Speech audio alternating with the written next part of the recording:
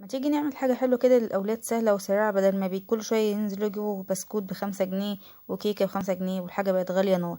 بصي، أنا هنا عملت عجينة حلوة قوي بصراحة. الفيديو ما تصورش في الأول، بس قلت برضه هنزله لكم. لو عايزينه هتلاقوه على الصفحة من تحت كده، انزلي على من الفيديوهات هتلاقيه، أو لو عايزاه دلوقتي ممكن أنا يعني أعمل لكم فيديو وأنزله لكم.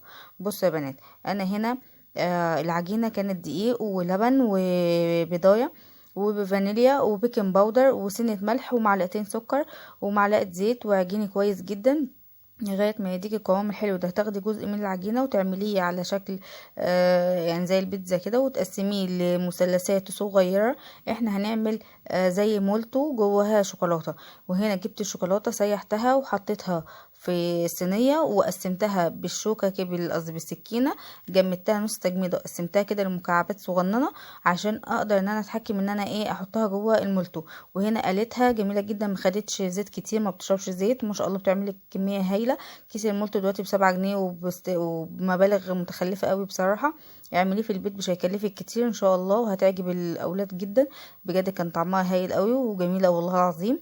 انا هعملها لكم ان شاء الله وهنزلها لكم بالتفصيل، وللي عايز الوصفه يا جماعه يكتب لي وانا هنزل لكم الوصفه ان شاء الله خلال الاسبوع ده.